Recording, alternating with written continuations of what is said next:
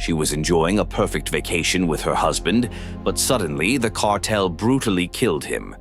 Their arrogance led them to think they were untouchable, unaware of what she would do to each of them that day.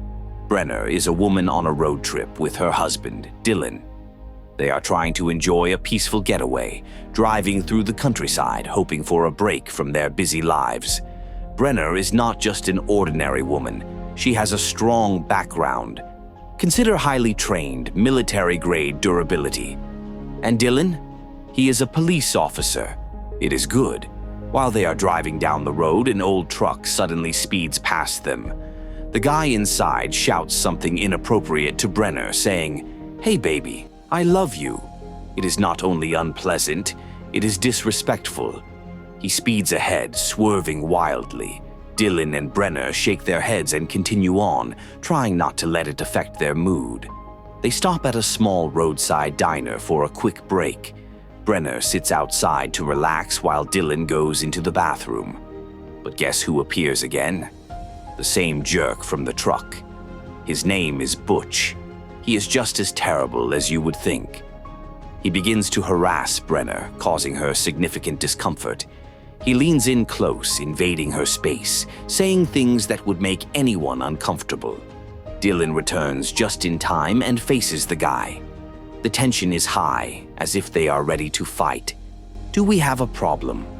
Before it escalates, an older lady from the restaurant intervenes. She calms them both down, serving as a peacekeeper.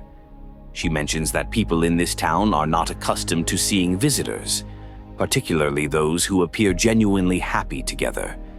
She tells them to call her mom, like everyone does here. Order anything you like. It's on Butch.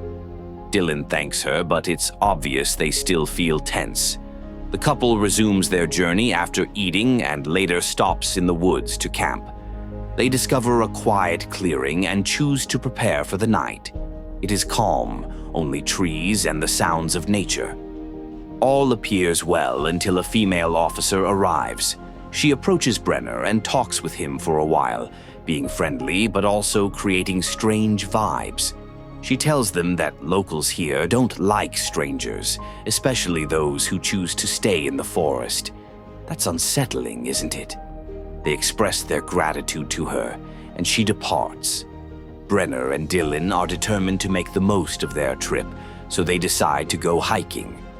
Dylan asks which way to go at a fork in the trail. Brenner says left, unaware that this choice will alter everything. While they walk, rain begins to pour. They hurry through the forest and find an old shady cabin. They decide it's better to go inside than to get soaked.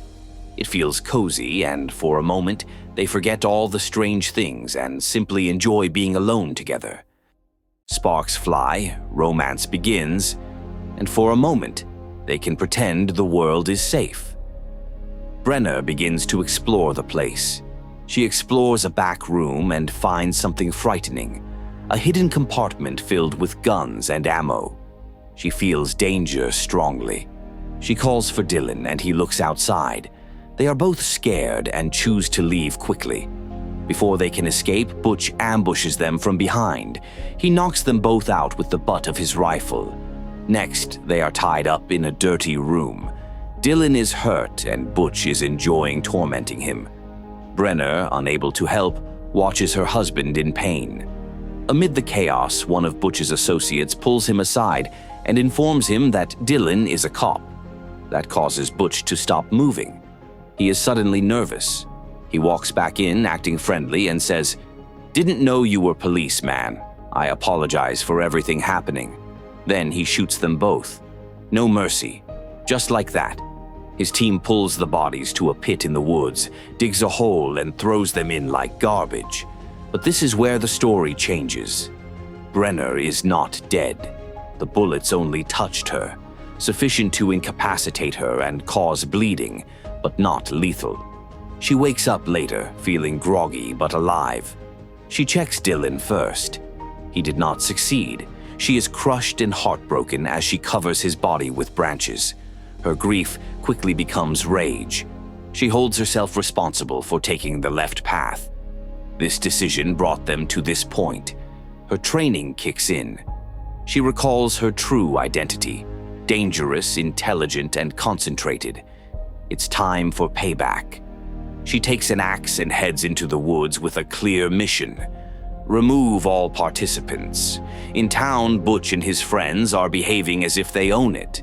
They treat people very poorly, particularly women. Isn't that correct, girl? It is clear now. Women are being kidnapped, terrible things are happening, and no one is willing to stop them. Mom, the woman from the diner, appears to be involved in all this. She directs Butch, telling him to eat quickly because she has more tasks for him. Brenner, in the wilderness, creates a lethal weapon from wood. She ambushes one of Butch's men, takes him out quietly, and hides the body. She is clearly upset by her actions, but there is no turning back. It's her or them. She moves through the forest like a ghost, eliminating another member of Butch's gang. She is quick and harsh. She cuts off a man's foot but spares his life, allowing him to crawl away in fear. She finds Butch's cabin, the location where all the horror began, and blows it up. The explosion is large, illuminating the forest. A new character appears, Sheriff Hobbs. He hears the blast and takes his gun, feeling confused and alarmed. Butch and Mom see the smoke too. Butch becomes anxious, understanding that something is seriously amiss. Mom, the mastermind of this operation, instructs him to go check it out. Butch finds one of his guys barely alive on his way into the woods. He mumbles about Brenner, throws it in the back of the truck, and hurries back to town. But do you know? Brenner is hiding in the back of that same truck, waiting for the next move. At their unsettling base, Butch informs Mom some of their individuals have died. She is angry, hits him, holds him responsible for everything, and insists he tidy up the mess. It seems that Mom is more dangerous than she appears. She has a network of questionable individuals working for her, including tech experts who can find information on anyone. She tells one of them to run a background check on Brenner, not knowing that the woman she attempted to kill is already disrupting their lives. The man looks up at her, bewildered and anxious. At the same time, the woman known as Mom is discovering something that surprises her. This woman, Brenner, is not just a random girl. She was in the military, trained well, and now Mom understands she's made a mistake with the wrong person. Sheriff Hobbs is in the woods when he finds one of Butch's men dead on the ground. He quickly grabs his radio and contacts his team to inform them that he has found a body. In the forest, Brenner is not merely hiding. She is busy making the area a trap zone. She is placing traps and preparing ambushes everywhere, getting ready for anyone who might search for her. Hobbs' team soon arrives at the location where he discovered the body. One of his men leans in and informs the sheriff that the person on the ground was part of Mom's crew. Then he reveals another shocking piece of information. This entire area of forest belongs to Mom. She runs the show here. The people in town call her Mom, not just as a nickname. She owns everything and nothing occurs without her approval. The sheriff, feeling both curious and suspicious, expresses a desire to meet this Mom in person. At Mom's little hideaway, a young woman in the control center informs her that Sheriff Hobbs is on his way to see her. There is a twist. This woman is also working for Mom. She is simply another individual in Mom's pocket, providing her with information. The sheriff arrives with a few of his deputies and sits down with Mom. He mentions the body found in the woods, but Mom stays calm. She does not pretend to be concerned about losing one of her men. She claims that the man took his own life. Hobbs does not believe it at all, but he stays silent. He agrees, goes along with it, and finally departs quietly. That night, Mom and her kids come together to drink and remember the guy they lost. They are intoxicated and unhappy, lying around everywhere. Butch wakes up, still groggy from the booze, and walks into a room where Brenner is waiting for him. She is not present for conversation. She uses a knife to cut his throat, observing as he bleeds out gradually. He gasps and struggles, but he is powerless. She stands there, her eyes cold as he dies. That was for her husband. Morning arrives and Brenner remains concealed in the building. She watches as one of Mom's men pulls a young girl into a locked room. It affects her deeply. This girl is not alone. Many others are in similar situations, feeling trapped, scared, and abused. Brenner understands she cannot simply abandon them.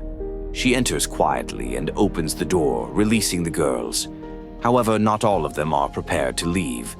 They have experienced a lot and feel scared. One of them screams in panic, alerting a nearby guard.